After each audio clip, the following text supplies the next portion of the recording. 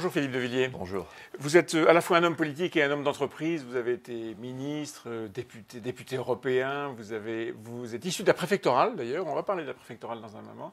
Et puis vous êtes entrepreneur, le Puy du Fou, et écrivain. Vous venez de sortir J'ai tiré sur le fil du mensonge et tout est venu. C'est chez Fayard et c'est un livre présenté comme un livre choc par votre éditeur sur ce qu'est en réalité, selon vous, l'Europe. C'est un livre qui, au travers de l'Europe, balaye un peu toute l'actualité. Et justement, parlons un peu de l'actualité. Aujourd'hui, c'est un jour important pour la laïcité en France. Le parti majoritaire organise une réflexion sur ce que doit devenir la loi de 1905.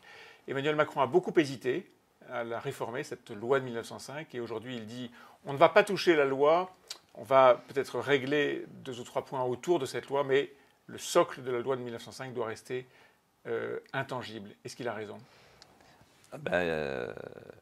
Évidemment, mais il faut aller plus loin. Il faut résoudre les problèmes. Par exemple, est-il normal qu'il y ait des financements étrangers, et on les connaît, sur les mosquées, sur le financement des mosquées? Non. Est-il normal qu'il y ait des centaines d'imams nommés et salariés du gouvernement étranger? Non.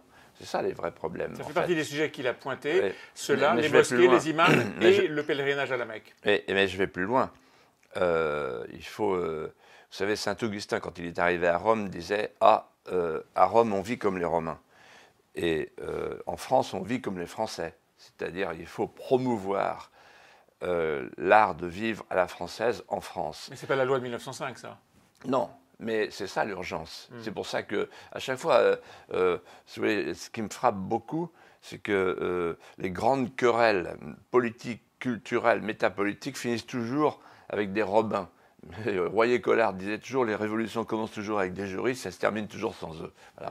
Donc c'est pas une question juridique, c'est une question beaucoup plus importante qu'il faut avoir le courage d'affronter, c'est-à-dire le problème de l'islamisation progressive de la France avec la phrase de Hollande, qui pour une fois avait raison, il y a un danger de partition. Et la phrase de Collomb, l'ancien ministre de l'Intérieur, qui dit il y a des côte à côte qui vont devenir des face-à-face. Des face-à-face.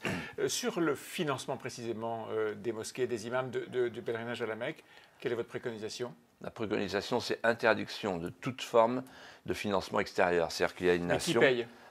Qui paye Est-ce qu'il faut une taxe halal ? Est-ce qu'il faut un prélèvement quelconque sur... Mais certainement pas. C'est un impôt, c'est une taxe halal. On va pas... Déjà, on mange halal sans le savoir en France. Bon.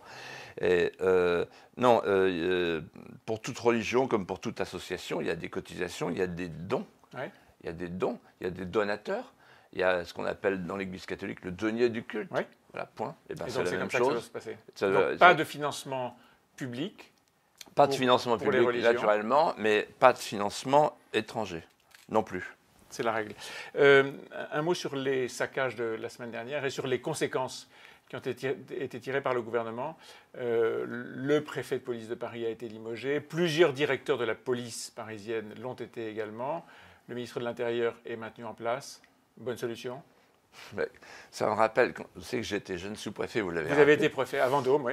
Et quand j'étais jeune sous-préfet, quand j'étais stagiaire de l'ENA encore, j'avais un préfet exceptionnel qui un jour nous avait dit, il avait réuni ses sous-préfets, et il nous avait dit, vous savez, nous, notre petit monde, il y a 3 sortes de fusibles. Il y a les fusibles en étain, c'est vous les sous-préfets. Il y a les fusibles en argent, c'est nous les préfets. Tout ça pour éviter que sautent les fusibles en or, les ministres. Alors là, en fait, tous les jours, on annonce qu'il y a un nouveau fusible en étain qui saute. En général, un fusible, ça protège l'installation générale. Est-ce que ce sera le cas ? Alors justement, non, je ne pense pas. Non. Parce que tous les Français et les étrangers ont été très frappés par les images du saccage. Vous savez, dans 20 ans, on en parlera comme l'occupation de la Sorbonne en 68. C'est la faillite de l'État. En fait, l'État a été inventé pour une seule chose, pour se substituer aux individus qui abandonnent à l'État le droit de se défendre eux-mêmes. Ça s'appelle le monopole de la violence légitime, disait Max Weber. À partir du moment où l'État n'assume plus sa première fonction, qui est la fonction régalienne, alors l'État devient, dans l'esprit de beaucoup de gens, illégitime. Ça, c'est très, très grave. Christophe Castaner est fragilisé, si je vous entends bien. Est-ce qu'il peut tenir? Est-ce que Emmanuel Macron a raison de s'épargner une crise politique après la crise d'autorité qui a été la sienne? Non, mais enfin, je pense que Emmanuel Macron, je le lui ai dit d'ailleurs, cette histoire du grand débat, c'est de l'enfumage. Puis ça dure depuis si longtemps et c'est pas avec du happening, du stand-up qu'on va résoudre le problème. En fait, les Gilets jaunes, le cri primal, le cri inaugural, le cri primordial des Gilets jaunes, il suffit de l'articuler, il est assez simple. Ça n'a rien à voir avec les casseurs de samedi. C'est un ras-le-bol fiscal. Alors, ça part toujours d'un ras-le-bol fiscal, mais c'est toujours une double question, beaucoup plus grave que ça. C'est une question existentielle, c'est qu'avez-vous fait de nos pouvoirs? Il s'adresse aux hommes politiques. Vous les avez redistribués ailleurs. Et qu'avez-vous fait de la France? On a le sentiment que vous l'avez abandonnée. Alors, abandonné, je suis sûr dans votre esprit, vous dites abandonné à l'Europe en partie. J'ai tiré sur le fil du mensonge et tout est venu. C'est un livre de dénonciation du grand mensonge qu'est la construction européenne. Vous pensez, vous, que depuis plus d'un demi-siècle, l'Europe est construite sur des mensonges? C'est-à-dire qu'en fait, je regarde l'Europe d'aujourd'hui, l'Europe sans corps, sans frontières, sans racines, sans âme, sans territoire, gouvernance acéphale. Et par un concours de hasard, je suis tombé sur des archives à Stanford, à Berlin, à Lausanne. Sur l'histoire de la création et sur l'histoire des créateurs de l'Europe. Et je suis arrivé à la conclusion, et c'est le filigrane de mon livre, que le gène déconstructeur qui aujourd'hui fragmente et mine l'Europe d'aujourd'hui était dans l'ADN du corps d'intention des pères fondateurs. Jean Monnet, Robert Schuman, qui, dites-vous, sont alternativement ou successivement trop proches de l'Allemagne, trop proches des États-Unis. Non, trop proches des États-Unis. Et un peu trop proche. Enfin, vous rappelez l'histoire de l'uniforme allemand, et puis trop proche des États-Unis. Et puis, il y a un peu de suggestion de la Russie. Enfin, le monde extérieur hostile, c'est ça que vous. Non, ce que je dis, c'est que moi, j'ai entendu, comme vous, des centaines de fois parler de l'Europe puissance. Oui. À chaque fois, jusqu'à avec la Constitution de 2005, on va faire une Europe puissance. Macron, on va faire une Europe puissance, etc. Et en réalité, je me suis aperçu que l'Europe puissance, ce n'était pas du tout l'intention des Américains. C'est-à-dire qu'en fait, le département d'État s'est servi de la guerre froide pour configurer une Europe à sa main avec 3 éléments clés, une commission exécutive et surtout pas un super État européen, surtout pas une Europe politique indépendante incarnée. Deuxièmement, un marché annexe pour écouler leur surcapacité productive. Et troisièmement, il s'agissait, je cite, d'une volonté d'intégrer des États démantelés à un seul ensemble géopolitique américano-centré. Mais c'était reconstruire juste une Europe qui avait été dévastée par la guerre et lui donner une existence économique. Le plan Marshall, est-ce qu'il n'est pas fait pour ça précisément? Oui, mais ce n'est pas le plan Marshall dont je parle. Ce dont je parle, c'est les missions qui ont été confiées à Monnet, en particulier parce que Schuman était le sacristain de Monnet, il comptait pour du beurre. Mais Monnet, en fait, était l'agent du département d'État pour mettre en place soi-disant une Europe troisième voie, mais en réalité une Europe soumise aux États-Unis. C'est ça que je dois lui reproche. Parce que, et en fait, on s'en est jamais relevé. Et l'Europe n'a jamais été capable de se prendre en main. Pourquoi? Alors, parce qu'il y a un vice constitutif. C'est comme si on demandait à Le Corbusier de venir violer le duc. C'est-à-dire que le vice constitutif, c'est la Commission. En fait, on voit bien avec l'histoire Alstom, Siemens, etc., on voit bien les commissaires européens qui se précipitent à Washington pour reprendre les négociations sur le traité atlantique. On n'arrive pas, parce qu'en fait, ontologiquement, cette Europe-là, elle n'arrive pas à se tenir debout toute seule. Mais vous ne dites pas pourquoi, vous dites c'est la Commission, mais je ne comprends pas pourquoi. Alors pourquoi? Pourquoi est-ce que des gens comme vous, comme d'autres qui sont pour une Europe puissance, je comprends que vous êtes pour une Europe puissance, en même temps que vous êtes pour une Europe des nations. Des nations, bon, oui. Comment est-ce que vous n'arrivez pas à faire aboutir un projet? Tout simplement parce que le système architectural, c'est-à-dire l'architecture post-politique, il est dans l'ADN de cette Europe. Vous savez comment on appelle la commission la polyarchie délibérative. Bon, dans laquelle il y a 25 000 lobbyistes, c'est ça. Le système est vicié au départ. Il fallait faire une Europe politique.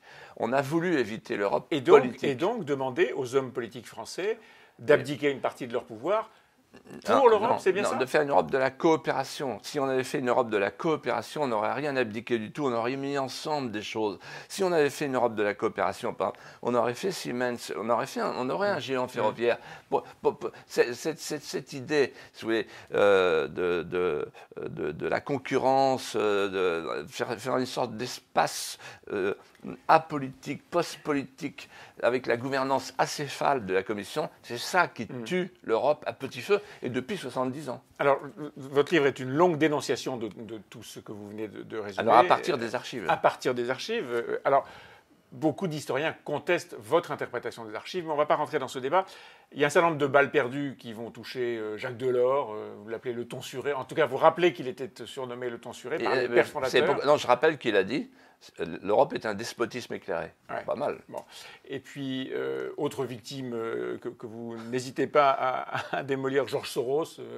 C'est pas une victime, non. Alors c'est la première victime de vos balles perdues. Mais c'est pas une balle perdue. Ouais. Soros, il veut une société liquide, sans les États, sans les nations. Il s'en prend à Orban, pour lequel j'ai la plus grande estime, qui est un homme d'État. Et Soros est un type dangereux qui paye tout le monde. Il y a des ONG partout, on sait pas. Il y a énormément. C'est un spéculateur qui se fait prendre pour un bienfaiteur. Et c'est quelqu'un qui pense l'Europe, d'ailleurs dans la ligne de Monnet, comme un marchepied pour un marché planétaire de masse, avec non plus des citoyens, mais des consommateurs compulsifs devant le divin marché. Vous devriez être satisfait du dérèglement actuel de l'Europe. Non, ça me narre.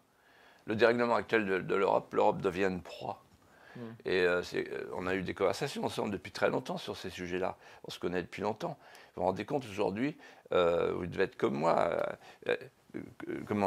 Xi Jinping arrive en Europe. Trump parle d'une colonie. La Chine. La Chine, d'un terrain de jeu pour les routes de la soie. Erdogan, on le paye pour qu'il bloque sa frontière, parce qu'on est incapable de bloquer la nôtre. Ce que je n'arrive toujours pas à comprendre dans votre raisonnement, c'est comment est-ce que vous voulez à la fois une Europe puissance et une Europe dans laquelle chaque nation a sa forme d'indépendance et de puissance autonome. Alors c'est tout à fait compatible. Je pense que l'Europe des États, l'Europe des nations, qui s'appuie, qui s'enrichit des composantes nationales, c'est une Europe qui est une addition. Alors que là, une Europe soustraction depuis 70 ans, on a la faiblesse partout, la puissance nulle part. Encore un mot, votre livre est plein d'aphorismes, de citations et de petits gimmicks, si j'ose dire. Il y en a un qui mérite d'être exposé et développé. Vous avez créé l'expression les lili-bobos. Oui. Les libertaires. Libéraux, libertaires, bourgeois bohèmes. Qu'est-ce que c'est? Ce sont les grands profiteurs de la mondialisation. Lili, bobo, vélo, kérosène. Vous voyez, eux, ils ne voient pas. Ils circulent en vélo en ville et ils ne voient pas les frontières. Ils voient pas les frontières. Donc, ils ont le problème de l'euro, il n'y a pas de problème de l'euro. Il n'y a pas de problème de. Les gilets jaunes, ils ne comprennent pas. Vous ne les aimez pas, ceux-là, hein? Non, mais en fait. Les lili bobos. Alors, les lili bobos, je vais vous dire ce que j'aime pas. C'est que là. La France est multifracturée. Il y a trois Frances, là. Heureusement, elles ne se rencontrent pas pour l'instant. Il y a une tectonique des plaques. Il y a les lili-bobos qui, eux, ne voient pas ce qui se passe. Ils disent, mais là, on ne comprend pas. Ils vivent dans leur univers. Voilà. Ensuite, deuxième univers, c'est les djellabas qui tiennent 1500 cités et transforment les petits blancs en passe-murailles. Hein. Ils font la loi.